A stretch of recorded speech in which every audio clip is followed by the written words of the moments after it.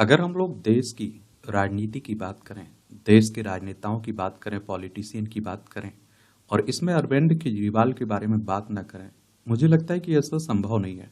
इन्हें आप लोग अपनी स्क्रीन पर भी देख रहे हैं। तो आज की ये कहानी अरविंद केजरीवाल की है। और पिक्चर देख लीजिए, ये आप देखिए, इनका परिवार है, इनका बेटी और इनका बेटा और इनकी पत्नी और ये अरविंद केजरीवाल। ये आप देख लीजिए, इनके माता पिता हैं इनके, यहाँ आप लोगों को माता भी दिखाई दे रही होंगी। तो ये हमारा प्यारा भारत है। दिल्ली के मुख्यमंत्री है अभी तक, और विधानसभा में यहाँ 70 सीटें हैं, राज्यसभा में 3 सीटें, लोकसभा में 7 सीटें हैं। तीसरी बार दिल्ली के मुख्यमंत्री बने हैं ये भी याद रखिएगा। तो हरियाणा में जन्मे, IIT यूपीएससी पास किया अरविंद केजरीवाल का जन्म 16 अगस्त 1968 को हरियाणा के सिवानी जिले के खेड़ा गांव में हुआ था। ये आप देखिए, हरियाणा है, चंडीगढ़ की राजधानी देखने को मिलेगी। यहाँ विधानसभा में 90 सीटें हैं, ये भी याद रखिएगा। और अरविंद ने 1985 में IIT जेई परीक्षा पास की और मैकेनिकल इंजीनियरिंग में IIT खड़गपुर से ग्रेजुएशन किया। 1989 में कॉलेज से निकलने के बाद केजरीवाल ने करीब 3 साल तक टाटा स्टील में नौकरी भी की है। इसके बाद उन्होंने सिविल सेवा परीक्षा की तैयारी के लिए 1992 में नौकरी से रिजाइन कर दिया। 1995 में केजरीवाल ने यूपीएससी एग्जाम पास कर लिया। उनका selection Indian revenue service IRS में हुआ। इसके बाद वह इनकम टैक्स डिपार्टमेंट में असिस्टेंट कमिश्नर के रूप पद पर नियुक्त हुए और साल 2000 में केजरीवाल ने हायर एजुकेशन हासिल करने के लिए 2 साल की पेड लीव का अनुरोध किया। केजरीवाल को ऐसी शर्त पर छुट्टी दी गई कि ऑफिस में फिर से ज्वाइन करने पर वह कम से कम 3 साल तक नौकरी से इस्तीफा नहीं देंगे। यदि वह ऐसा करते हैं तो इस अवधि के दौरान दिए गए वेतन का भुगतान करेंगे। और 2006 में नौकरी से दे दिया इस्तीफा। 2 साल बाद साल 2002 में अरविंद केजरीवाल ऑफिस गए, लेकिन 1 साल तक उनका अपॉइंटमेंट नहीं किया गया और हालांकि इस दौरान उन्हें सैलरी मिलती रही। इसलिए केजरीवाल ने 18 महीने के बिना वेतन छुट्टी लीव विदाउट पे के लिए अप्लाई किया, जो उन्हें दे दी गई थी। और 2006 में अरविंद केजरीवाल ने नई दिल्ली में ज्वाइंट इनकम टैक्स कमिश्नर के पद से इस्तीफा दे दिया था। हालांकि केंद्र सरकार का दावा था कि उन्होंने 3 साल तक काम ना करके साल 2000 में हुए समझौते का उल्लंघन किया है। 2011 में केजरीवाल ने अपने दोस्तों की मदद से सरकार को बकाया राशि के रूप में 9,27,787 रुपए का भुगतान भी कर दिया था। 2006 में आप देखते हैं कि अरविंद केजरीवाल को भ्रष्टाचार के खिलाफ मुहिम चलाने के लिए रेमन मैग्सेसे पुरस्कार से भी सम्मानित किया गया था। 2011 में इंडिया अगेंस्ट करप्शन ग्रुप बनाया, भूख हड़ताल की और साल 2011 में अरविंद केजरीवाल ने सामाजिक कार्यकर्ता अन्ना हजारे के साथ मिलकर जन लोकपाल विधेयक को लागू करने की मांग करते हुए इंडिया अगेंस्ट करप्शन ग्रुप का गठन किया था। और जन लोकपाल विधेयक की मांग को लेकर 16 अगस्त को दिल्ली के रामलीला मैदान में अन्ना हजारे भूख हड़ताल पर बैठ गए थे। यह आंदोलन 28 अगस्त तक चला था। और कहते हैं कि एक तरह से अन्ना आंदोलन तो चेहरा थे, लेकिन पूरी रणनीति अरविंद केजरीवाल की थी। अन्ना हजारे के साथ इस आंदोलन में उस समय अरविंद केजरीवाल, किरण बेदी, कुमार विश्वास, संजय सिंह, मनीष सिसोदिया ने अहम भूमिका निभाई थी। अन्ना हजारे के बाद अरविंद केजरीवाल इस आंदोलन का प्रमुख चेहरा बन गए थे और 2013 में बनाई इन्होंने सरकार। 2012 में इन्होंने आम आदमी पार्टी की स्थापना की और 2013 में आप देखिए पहली बार सरकार बनाते हैं। पहली बार बने मुख्यमंत्री केजरीवाल ने 2 अक्टूबर 2012 को अपने राजनीतिक दल का गठन किया था और 24 नवंबर 2012 को आम आदमी पार्टी बनाई गई। 2013 में आम आदमी पार्टी ने दिल्ली विधानसभा चुनाव लड़ा। अरविंद केजरीवाल ने कांग्रेस की पूर्व CM शीला दीक्षित को हरा दिया था और पूर्ण बहुमत नहीं मिला था। कांग्रेस के सहयोग से पहली बार इन्होंने दिल्ली की गद्दी संभाली थी और मुख्यमंत्री बने थे। इस चुनाव में आम आदमी पार्टी को बहुमत नहीं मिला, लेकिन कांग्रेस ने सरकार में शामिल न होकर बाहर से समर्थन दिया, जिसके दम पर अरविंद केजरीवाल दिल्ली के मुख्यमंत्री पद की कुर्सी पर बैठे। फिर साल 2015 में चुनाव हुआ और आम आदमी पार्टी को भारी बहुमत मिला, क्योंकि पहली बार पूरा कार्यकाल नहीं हुआ था, इन्होंने बीच में ही इस्तीफा दे दिया था। दूसरी बार 70 सीटों में से 67 सीटें जीतकर रिकॉर्ड बनाया था। फिर 2020 में चुनाव होते हैं विधानसभा के और केजरीवाल की आम आदमी पार्टी को 70 में से 62 सीटें मिली थी। केजरीवाल ने 16 फरवरी 2020 को रामलीला मैदान में तीसरी बार मुख्यमंत्री पद की शपथ ली थी। और देखिए, विधानसभा चुनाव की बात करें तो अगर आपको विधायक का चुनाव लड़ना है तो आपकी उम्र कम से कम 25 साल होनी चाहिए। अगर आपकी उम्र, अधिकतम की कोई नहीं रखी गई सीमा, और विधायक का चुनाव डायरेक्ट जनता यानी कि मतदाताओं के द्वारा होता है। अगर आपकी उम्र 18 साल हो चुकी है तो वोटर सूची में नाम जुड़ चुका होगा और आप लोग वोट डालने भी जाते होंगे। इस चुनाव की देखभाल कौन करता है? इलेक्शन कमीशन ऑफ इंडिया, भारतीय निर्वाचन आयोग, एक संवैधानिक संस्था है। संविधान के अनुच्छेद 324 के तहत चुनाव आयोग की स्थापना की बात की गई है। 25 जनवरी 1950 में स्थापना हुई थी। 25 जनवरी को आप लोग मतदाता दिवस मनाते हैं। नई दिल्ली में हेडक्वार्टर देखने को मिलेगा। सुकुमार सेन पहले मुख्य चुनाव आयुक्त थे।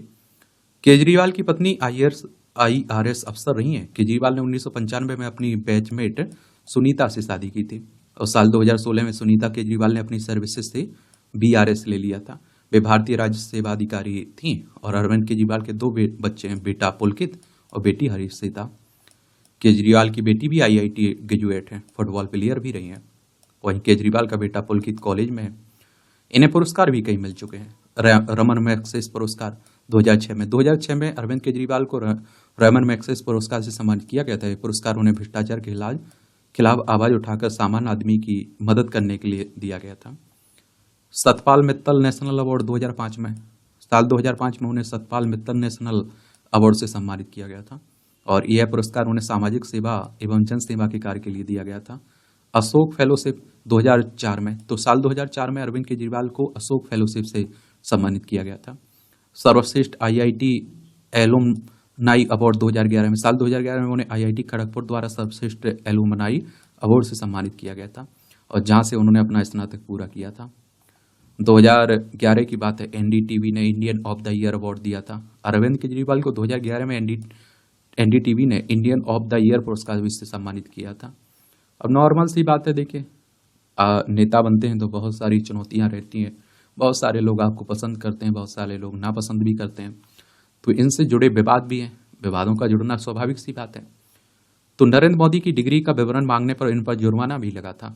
31 मार्च 2023 को गुजरात उच्च न्यायालय ने गुजरात विश्वविद्यालय को प्रधानमंत्री नरेंद्र मोदी की डिग्री का विवरण बताने का निर्देश देने वाले आदेश को रद्द कर दिया था। न्यायालय ने इन विवरणों को मांगने के लिए अरविंद केजरीवाल पर 25,000 रुपये का जुर्माना लगाया था। और देखिए शराब नीति मामला, ये तो काफी चर्चा रहा है, इन्हें जेल भी जानी पड़ी। 16 अप्रैल 2023 को केंद्रीय जांच ब्यूरो ने शराब नीति मामले में उनके करीब 9 घंटे तक पूछताछ की थी। CBI यानी कि सेंट्रल ब्यूरो ऑफ इन्वेस्टिगेशन की बात हो रही है। 1 अप्रैल 1963 में स्थापना हुई थी। नई दिल्ली में हेडक्वार्टर देखने को मिलेगा। CBI मुख्यालय से घर पहुंचने के बाद श्री अरविंद केजरीवाल ने संवाददाताओं से कहा था कि CBI ने मुझसे कुल 56 सवाल पूछे, सब कुछ फर्जी है, मामला फर्जी है। मुझे यकीन है कि उनके पास हमारे खिलाफ कुछ भी नहीं है, एक भी सबूत नहीं है। CBI के अनुसार जांच के दौरान श्री सिसोदिया के तत्कालीन सचिव C अरविंद ने एजेंसी को बताया कि मनीष सिसोदिया ने मार्च 2021 में श्री केजरीवाल के घर पर शराब नीति का मसौदा सौंपा था और तत्कालीन उपराज्यपाल अनिल बैजल द्वारा जांच के आदेश दिए जाने के बाद दिल्ली सरकार ने आबकारी नीति को मंजूरी दी थी और तथाकथित तौर पर मंजूरी 2 बार टाले जाने के बाद मिली और CBI इसका कारण जानना चाहती है। 7 फरवरी 2024 को दिल्ली कोर्ट ने उन्हें तलब किया क्योंकि उन्होंने 2 फरवरी 2024 को 5वीं बार ED के समन का जवाब देने से परहेज किया था ना। ED यानी कि इन्फोर्समेंट डायरेक्टरेट की बात हो रही, प्रवर्तन निदेशालय। 1 मई 1956 में स्थापना हुई थी। नई दिल्ली में हेडक्वार्टर देखने को मिलेगा। उन्हें 17 फरवरी 2024 को पूछताछ के लिए उपस्थित होने का निर्देश भी दिया गया था।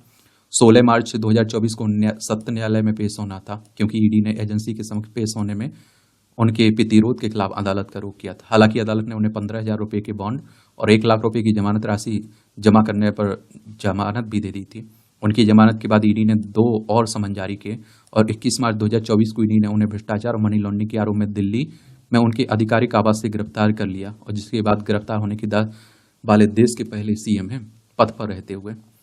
और दिसंबर 2022 में TRS नेता के कविता को भी इसी मामले में तलब किया गया था क्योंकि ED ने उन पर भी साउथ कार्टेल का हिस्सा होने का आरोप लगाया था। जो तेलंगाना की सत्तारूढ़ भारत राष्ट्र समिति की कविता, आंध्र प्रदेश की सत्तारूढ़ YSR कांग्रेस के सांसद मंगुटा श्री वासलू रेड्डी और अरविंदो फार्मा की शरद रेड्डी से मिलकर बना एक समूह था जो दिल्ली की आबकारी नीति में शामिल होने का समर्थन कर रहा था।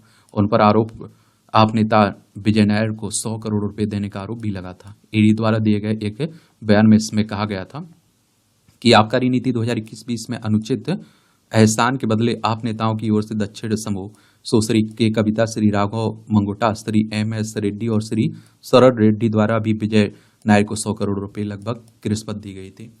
और ED और देखिए CBI पर लंबे सवाल खड़े होते हैं। अब आम आदमी पार्टी कह रही कि भैया आपने हमारे नेताओं को 1 साल से ज्यादा जेल में रखे रहे, क्या आरोप साबित हुए हैं? अगर हमने गलत किया है तो हमें सजा दीजिए। वहीं BJP वाले कहते हैं कि वो अगर आप शराब नीति इतनी अच्छी थी तो आपने वापस क्यों लिया? ये सब चलता रहता है। और देखिए ED CBI पर पहले भी बहुत सारे आरोप लगते रहे।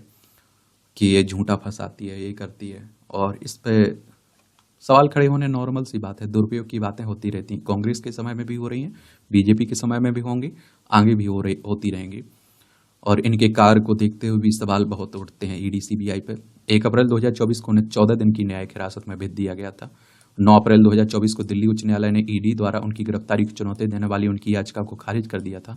अदालत ने कहा कि उनकी रिमांड को अवैध नहीं माना जा सकता है। फिर 10 मई 2024 को सुप्रीम कोर्ट ने इस शर्त पर 1 जून तक 2024 तक अंतरिम जमानत दी थी कि उन्हें 2 जून 2024 तक जेल अधिकारियों के सामने आत्मसमर्पण करना होगा, चुनाव को ध्यान में रखते हुए। 29 मई 2024 को सुप्रीम कोर्ट ने उनकी अंतरिम जमानत की अवधि 7 दिन बढ़ा दी कि मांग वाली याचिका पर सुनवाई करने से इनकार कर दिया था। सुप्रीम कोर्ट हमारी सर्वोच्च अदालत है। संविधान के अनुच्छेद 124 के तहत सुप्रीम कोर्ट की स्थापना की बात की गई। 28 जनवरी 1950 में स्थापना हुई थी और 20 जून 2024 को दिल्ली की राउ जेवेंडी ने उन्हें जमानत दे दी थी। हालांकि ईडी द्वारा उनके जमानत आदेश के खिलाफ उच्च न्यायालय का दरवाजा खटखटाने के बाद दिल्ली उच्च न्यायालय ने उनके जमानत आदेश पर रोक लगा दी थी। फिर 26 जून 2024 को सीबीआई ने उन्हें शराब नीति मामले में दिल्ली के राउज एवेन्यू कोर्ट के अंदर गिरफ्तार किया था और 12 जुलाई 2024 को सुप्रीम कोर्ट ने उन्हें अंतरिम जमानत दे दी। हालांकि वे जेल के अंदर ही रहे क्योंकि उन्हें शराब नीति घोटाले से जुड़े भ्रष्टाचार के एक मामले में सीबीआई ने अलग से गिरफ्तार किया था। तो ये बड़ा खेल चलता रहा गिरफ्तारी का, फिर जमानत का। और 13 सितंबर 2024 को दिल्ली केजरीवाल को सुप्रीम कोर्ट ने अंतरिम जमानत दे दी और जस्टिस भोयान ने ईडी मनी लॉन्ड्रिंग मामले में जमानत पर रिहा होने से कुछ समय पहले केजरीवाल को गिरफ्तार करने की उनकी कार्रवाई पर सीबीआई की आलोचना भी की है। मुख्यमंत्री आवास के पुनर्निर्माण में खर्च की सीएजी जांच, ये भी मामला काफी चर्चा में रहा। जून 2023 में केंद्रीय गृह मंत्रालय ने दिल्ली के उपराज्यपाल विनय कुमार सक्सेना के एक पत्र के बाद मुख्यमंत्री आवास के पुनर्निर्माण में खर्च की सीएजी जांच का आदेश दिया था, जिसमें घोर अनियमितताओं का आरोप लगाया गया था। पत्र में एलजी ने उल्लेख किया कि अनुमानित 15 से 20 करोड़ रुपए से लागत बढ़कर 53 करोड़ हो गई थी और सितंबर 2023 में केंद्रीय गृह मंत्रालय ने सीबीआई को मामले की प्रारंभिक जांच शुरू करने का निर्देश दिया था। एक खालिस्तानी फंडिंग का मामला भी इन पर चर्चा में रहा। 6 मई 2024 को दिल्ली के उपराज्यपाल बीके सक्सेना ने केजरीवाल के खिलाफ खालिस्तानी फंडिंग प्राप्त करने की राष्ट्रीय जांच एजेंसी जांच की सिफारिश की थी। राज्यपाल की सिफारिश विश्व हिंदू महासंघ भारत द्वारा आरोप लगाए जाने के बाद आई कि आम आदमी पार्टी को प्रतिबंधित संगठन सिख फॉर जस्टिस से राजनीतिक फंडिंग मिली है। इस तरह के देखिए आरोप लगना नॉर्मल सी बात हो जाती है जब आप लोग इतने बड़े नेता बन जाते हैं। तो ये कहानी है अरविंद केजरीवाल की। आपका कोई सवाल हो, मेरे लिए सुझाव हो तो आप लोग बता सकते हैं। धन्यवाद।